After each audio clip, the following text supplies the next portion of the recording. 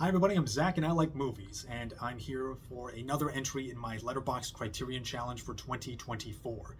And today's prompt is number 32, which was to watch a film of Aubrey Plaza's top 10 list. And I went with WANDA. This is a 1970 film that is the first and sadly only film from Barbara Loden. She was this movie's writer, this movie's director, and this movie's star. And it was, and for 1970, this was like the first movie to be made by a woman quite like that. And this is it's a impressive movie for for what it is. And that sounds like a backhanded compliment, but it really isn't. And when I say for what it is, I mean this is a very small movie. This is a micro budget movie that was it was shot in like 16 millimeter stock and had a budget of like little around $100,000. And what's craziest to me is that it had a crew of like 4 people, which even for a micro budget movie is insane.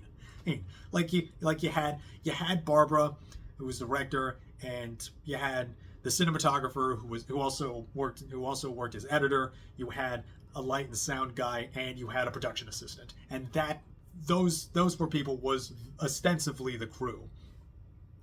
But what they were able to accomplish with all of this like very very stripped down stripped down crew, and this is very impressive and very emotionally impactful. Like wow, like this is a movie that you, again, like a lot of it is like what you see is what you get, what you feel is what you get. It's a movie that you really feel, like like a lot, like yeah, you're supposed to feel at all movies, but like this one, it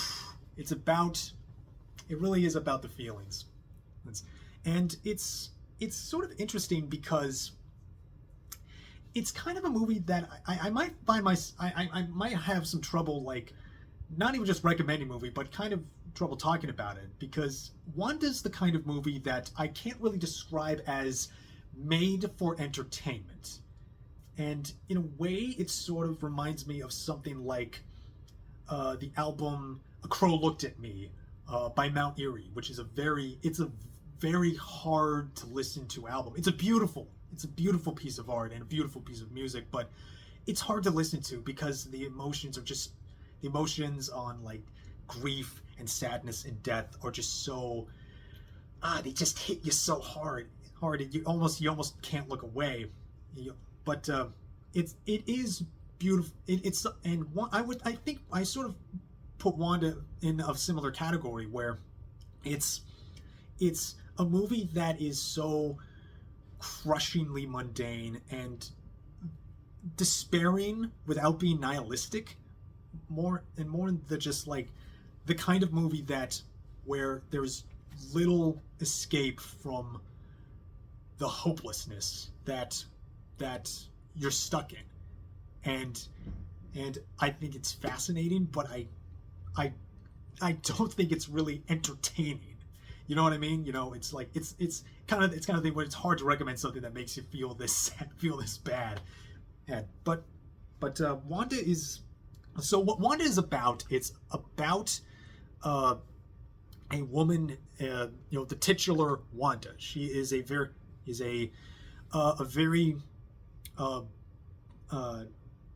very despondent woman.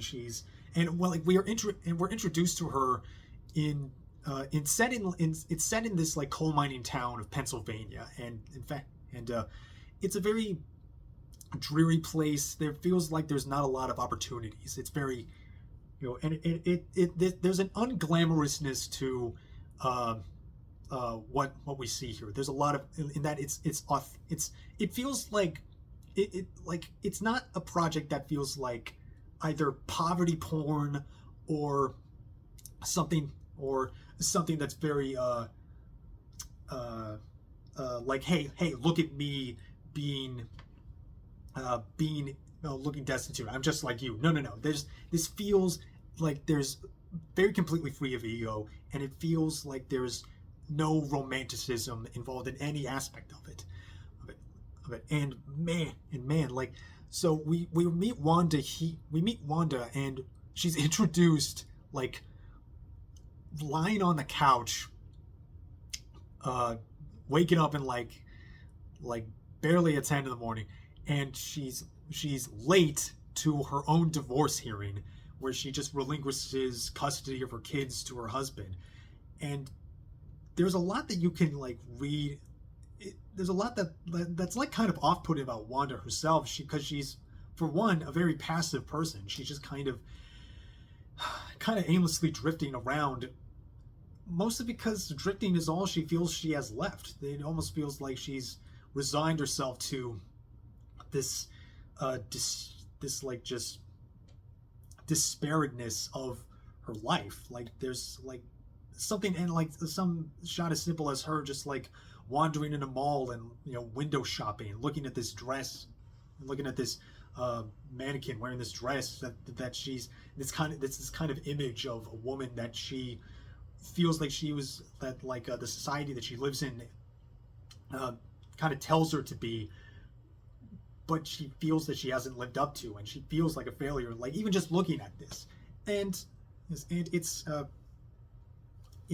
the film just kind of does feel like it is wandering. We're just like observing Wanda. It's shot in a very cinema verite style, like, kind of familiar to the John Cassavetes movies that I've been talking about on this channel before, earlier.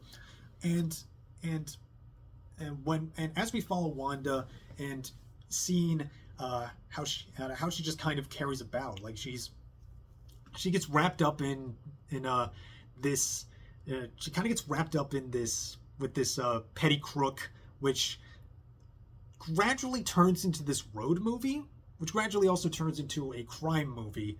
And I guess in a way you could describe in like, I don't know, in like a kind of a pitch sense, you could describe it as Bonnie and Clyde by way of John Cassavetes. But even describing it as that kind of devalues the uniqueness of Wanda and what Barbara Loden is doing here. Like it's very, very low key, very matter of fact, and again, unromanticized.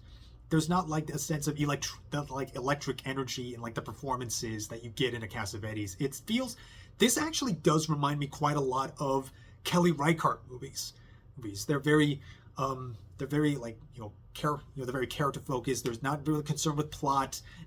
They're more concerned with like atmosphere, more concerned with tone, more concerned with just feeling a movie, feeling the characters, sort of like reading between the characters' lines.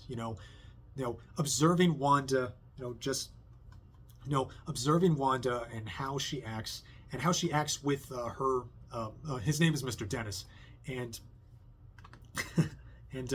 it becomes this sort of synthesized portrait of this, like, synthesis of actor, of performer and character. Like, I don't really see anything as as like a production. I just see like Barbara Loden just is Wanda, and the world Wanda inhabits is just this world, and it's our America, and it's just, she tries, and it's not that she even tries, she just kind of like accepts. Again, I'm kind of fumbling with my words here, because it is a movie that you do kind of need to experience for yourself. And like, I do think Wanda as a movie is a kind of movie that you really do feel. And like, as you're watching here, it feels almost documentarian. It feels almost, and it's uncomfortable in like just watching what Wanda goes through, and how she, and man, just even thinking back to some of these scenes, some of these moments, they just make my heart ache. It's a heartbreaking movie. movie. Like, there's a early on, she like falls asleep in a she falls asleep in a movie theater, and she wakes up and her money got stolen, and it's not played for melodrama. It's not even played for something very very kind of like, oh, she's glamorous and how, oh, she's crying and she's like crying and breaking down. No, it's just her sadness is just, she's just there slumped in her seat, just just um just just stuck. You're watching a person just be stuck and having no real escape to it other than just the people that she drifts into in in her field, and people who like put kindness on her. And again, I do think this does remind me of something like Wendy and Lucy by Kelly Reichardt, and yeah, it's kind of, it's this, it's not portrayed as something beautiful. It's this like gnawing, depressing loneliness that does feel like a raw nerve. And even this moment that's on the cover, when we do get to this moment, this is also a very very heartbreaking scene. That's just, it feels defeative. It is a heartbreaking movie, and I do think that I do think that I do think it is hard to recommend in the sense of like it's not an entertaining movie, but I do think it is it's worth watching because partly because I feel like it's a movie that feels scraped together from just nothing, and there's some beauty in like kind of capturing that like sadness and drudgery. Like early on, there's a really nice shot of Wanda walking along, like from the far off distance. There's a shot of Wanda walking along this like just completely covered in coal, this road that's just completely covered in coal, like it, and it's, you know, and we just watch Wanda follow at her own pace, and that really sets the tone and kind of the mood for what to expect of this film. It's and it's a sad movie, and but I think I do recommend it. I don't yeah, this is kind of this is kind of a video I don't really have much to say other than just, yeah, it is what it is. Wanda, it's marvelous, it's sad, it's lonely, and it's heartbreaking, but man, it's kind of beautiful in that way too. It feels, yeah, I can't describe it, but I feel it. And sometimes that's what movies are.